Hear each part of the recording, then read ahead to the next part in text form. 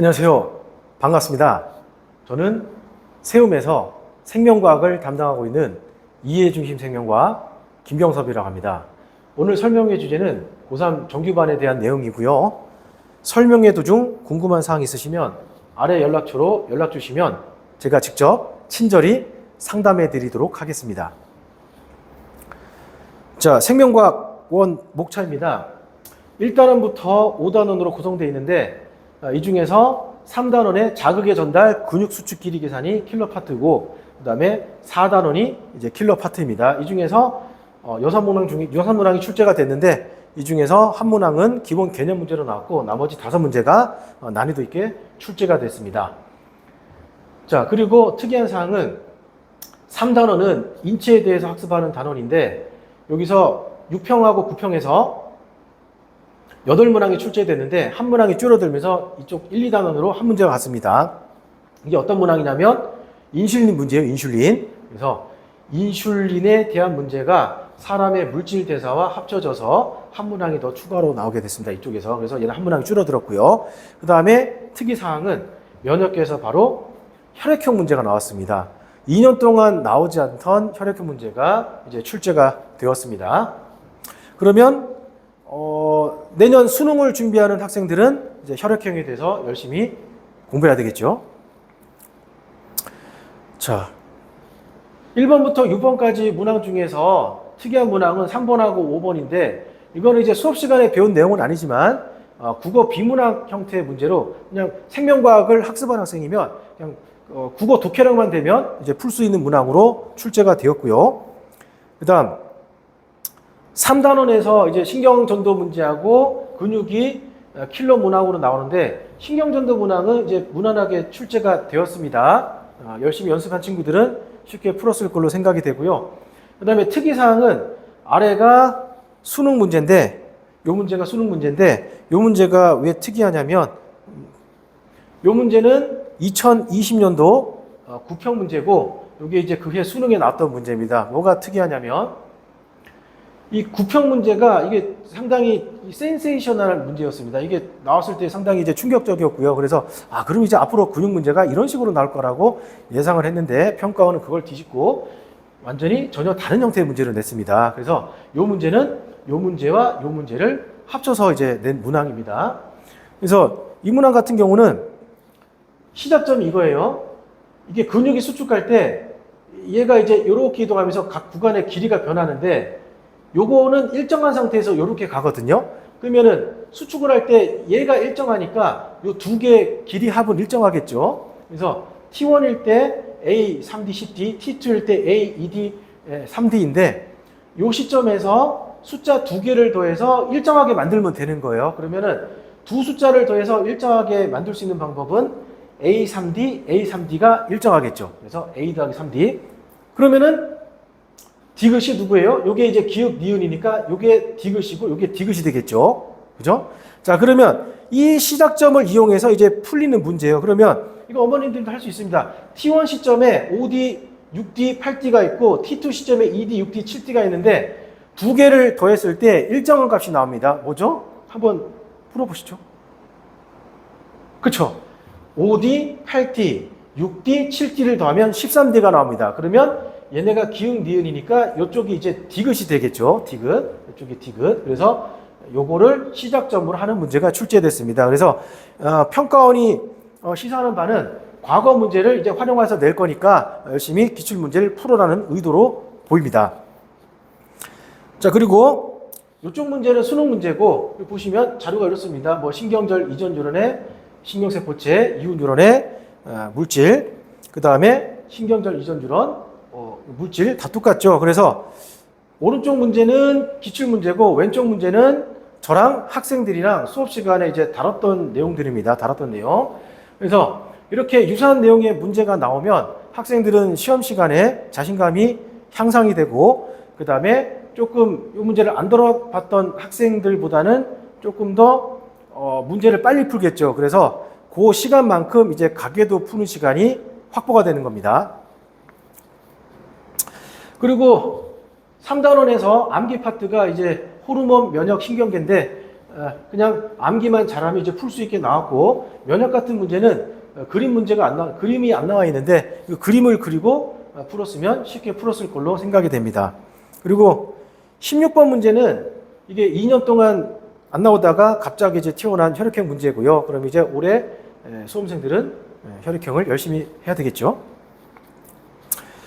자, 그리고 유전 문제는 6문제인데 6문제 중에서 한 문제는 개념 문제, 그 다음에 두 문제는 상대량 문제, 그 다음에 요 멘델 문제, 가계도 이제 비분리 문제인데, 요 문제는 우리가 그 어릴 때 완두콩 배웠지 않습니까? 그래서 완두콩 교배라고 생각하시면 돼요. 근데 그거보다는 조금 어렵죠. 그래서 서로 다른 세 개의 상점색체 있고, 그 다음에 여기 보시면 확률이 16분의 3, 보시면 확률 16분의 3. 그래서 이쪽 문제는 기출 문제고, 이쪽 문제는 학생들과 이제 수업 시간에 다뤘던 문항입니다. 그래서 이런 킬러 문제를 유사 문제가 이제 출제가 되면 학생들은 자신감이 아까 비유전보다는 더 올라가고, 그 다음에 시간 문제를 풀 때 오래 걸리는데 요걸 한번 풀어봤던 친구들은 푸는 시간이 줄어들겠죠. 그러면 어디에 시간을 투자를 할 수 있다? 가계도에 투자를 할 수 있습니다.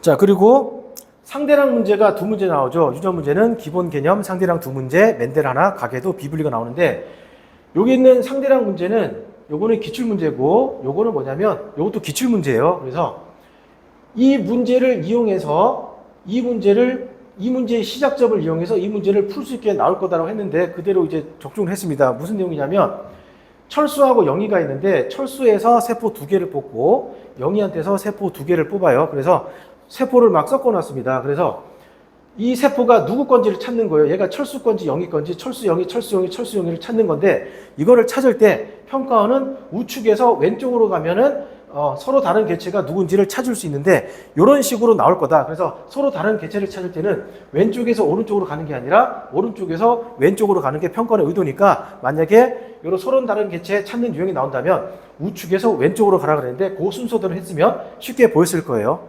하지만 이 문제의 복병은 뭐냐면, 이 문제는 이 동그란 그림을 보고 염색체 수하고 그 다음 핵상하고 이게 작은 염색체가 Y염색체거든요.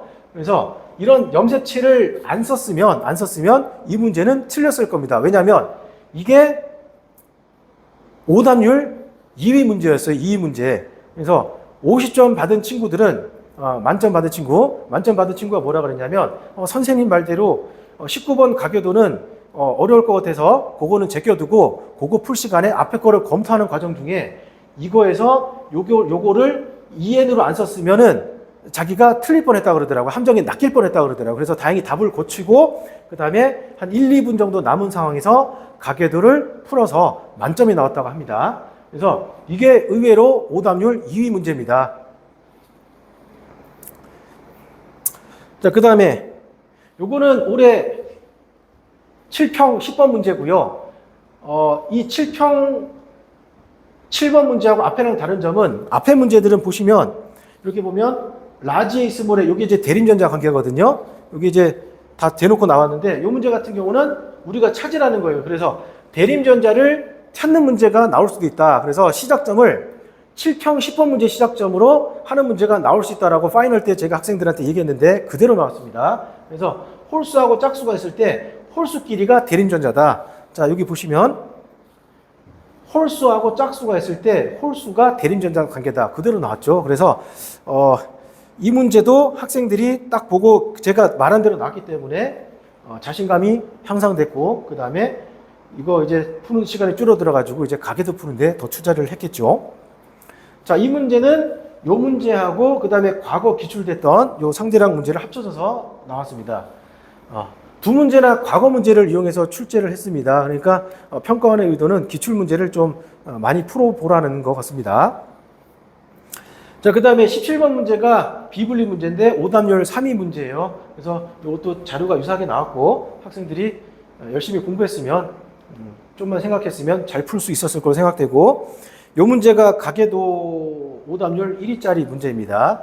우리 때는 가계도 하나에 유전병이 하나가 나왔지만 요즘 가계도 하나에 유전병이 여러 개가 나오고 있습니다. 그래서 이게 이제 킬러로 나왔고요. 아마 많은 수험생들이 문제 푸는데 시간이 좀 부족했을 걸로 생각이 됩니다. 가계도 문제도 이게 극복하는 방법은 많이 풀어보면 됩니다. 이렇게 유사한 문제를 많이 풀다 보면 실력이 향상될 수 있습니다. 자, 이건 제 커리큘럼입니다. 제 커리는 항상 뭐 3평 대비, 6평 대비, 9평 대비, 수능 대비로 구성이 되고요. 그 다음에 1단원부터 나갑니다. 근데 1단원은 좀 쉬울 수 있어요. 그래서 1단원에 물질 대사를 하면서 뒤에 나오는 암기 내용을 다 정리를 해주게 되고, 그 다음에 제 수업은 매일 이제 모의고사를 치르게 됩니다. 그래서 모의고사를 하고, 그 다음에 제가 이제 직접 채점을 해서 이제 어머님들께 이제 전달을 해드리고요. 제가 직접 채점을 하는 이유는 학생들의 그 어떤 문제를 많이 틀리고, 이 학생은 어떤 문제를 틀리고, 그 다음에 어떻게 제가 해결을 해내야 될지 파악을 하기 때문에 제가 직접 채점을 하고 어머님들께 직접 문자를 보냅니다. 이 파트가 약하니까 저는 어떻게 해결하겠습니다. 이런 식으로 이제 문자를 드릴 거예요. 그렇게 하다 보면 저도 이 학생이 이제 성향을 파악할 수가 있거든요. 그래서 나중에 이제 질문을 받을 때도 그 학생 수준에 맞는 답변을 할 수가 있습니다. 자, 커리큘럼이 이렇고요. 자, 그 다음에 이제 마지막 중요한 게 여기 수능 회차별 커리큘럼이에요.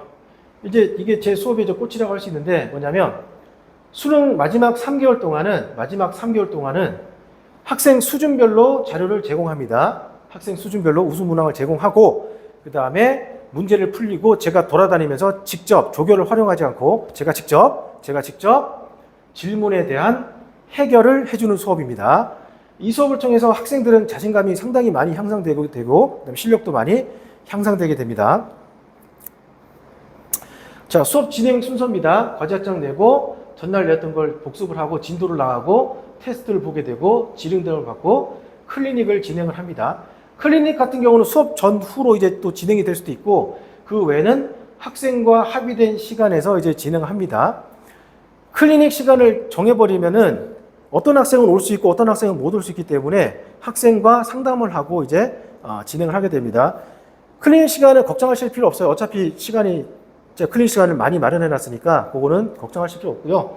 그리고 제가 직접 학생들하고 교류를 하고 질문도 받고 그러기 때문에 학생이랑 많은 신뢰도가 쌓이게 돼요. 저랑 수업을 하다 보면. 그럼 이제 제가 부르면 많이 나오거든요. 그러니까 그거는 이제 걱정 안 하셔도 됩니다. 자, 수업 특징입니다. 학생들이 자유롭게 질문할 수 있어요. 조교한테 자유롭게 질문하는 게 아니라 저한테 직접 질문하는 거예요. 저한테 자유롭게 질문할 수 있는 분위기.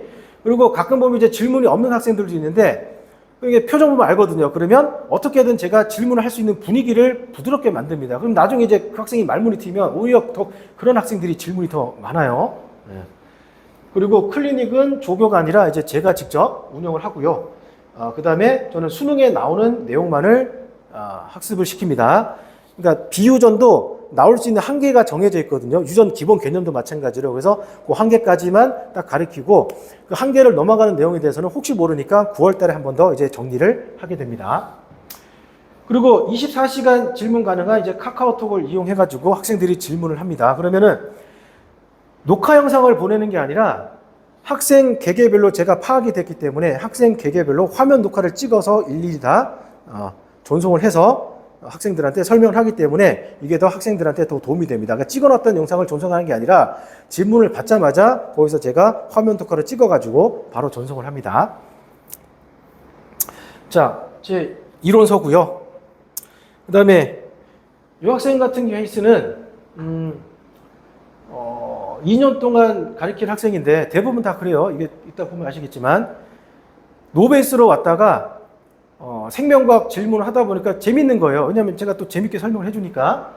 그러다 보니까 수능으로 생명과학을 선택해가지고 해서 내신은 별로 좋지 않았어요. 이 학생 등수를 보면 이제 그 학교의 전체 인원수가 파악이 되는 그런 등수였으니까. 그래서 어떻게든 생명 점수가 잘 나와가지고 가천대를 갔습니다. 무지 기뻤죠. 저만 기쁜 게 아니라 어머님도 기쁘셨는지 이렇게 꽃까지 보내주셨습니다. 그 다음에 이 학생도 이제 2년간 학던 학생이고요. 의대는 아니지만 서울대 가가지고 열심히 잘 수업을 하고 있다고 전달 받았고요. 그 다음에 이 학생은 이제 열심히 해가지고 지방대라도 보내자 그랬는데 실수로 42점이 나오는 바람에 중대학대, 그에 이제 최저를 맞추기 힘들었던 시절이었어요. 그래서 중대학대 노출로 합격을 한 케이스입니다. 그리고 이 학생도 여기 요 같은 반이었거든요. 얘랑 서울대하고 중대학 때. 그래서 이 학생도 열심히 해서 이제 경희대, 의대 합격했고요. 그다음에 두 학생 같은 경우는 이제 늦게 만났어요. 이 학생은 6월 달쯤에 만났고 수업 방식이 좋았다 그러는데 이게 클리닉식 수업입니다. 그리고 이 학생도 처음에 만났을 때 3월 달에 만났어요. 베이스가 안 돼 있었는데 어떻게 46점이 나와가지고 국영수는 잘 안 나오는 학생이었거든요. 46점이 운 좋게 나와가지고 대학을 꿈도 못 꾸다가 대학을 들어가게 됐습니다. 그래서 상당히 특이한 케이스였죠. 그 다음에 이것도 이제 수능 결과입니다. 이거는 올해 결과는 아니에요. 아직 결과가 안 났기 때문에요. 자, 그러면 그 위에 나온 학생들과 그 다음에 생명과학을 공부하는 학생들의 가장 큰 고민거리가 바로 암기는 제대로 했는지 혹은 킬러 테크닉은 제대로 체화를 했는지 확인하는 과정이 필요합니다. 위에 언급한 학생들은 클리닉뿐만 아니라 24시간 질문 가능한 카카오톡을 적절히 활용하여 좋은 결과가 있었을 걸로 생각이 됩니다. 킬러, 실전에서 사용 가능한 제대로 된 테크닉과 체화 확인 과정이 없다면 학생들은 수능이 끝날 때까지 어려워하며 이로 인해 많은 시간을 빼앗겨 다른 과목에도 영향을 미칠 수 있습니다. 저는 올해 수능 전날인 11월 15일까지 고3 및 N수생들에 대한 기출이나 창작 문항에 대한 질문을 해결해 주었으며 특히 마지막 3개월 동안은 판서식 수업보다 학생 수준별로 자료를 제공한 후 제가 직접 문제를 풀리고 질의응답을 받는 클리닉식 수업을 직접 진행하여 학생들이 어떤 질문을 하더라도 바로바로 해결해 주었습니다. 이런 과정들을 통해 학생들의 수업에 대한 만족도가 높아졌으며 자신감과 성적 또한 많이 향상되었습니다. 겨울방학 때도 조교가 아닌 강사에게 직접 질문할 수 있는 자유로운 질문 분위기를 통해 학생들의 멘토 역할을 하면서 옆에서 끼고 지켜보면서 문제점을 학생과 같이 해결해 나가겠습니다. 그러니 믿고 맡겨주시면 좋은 결과 나올 수 있도록 열심히 지도하겠습니다. 감사합니다.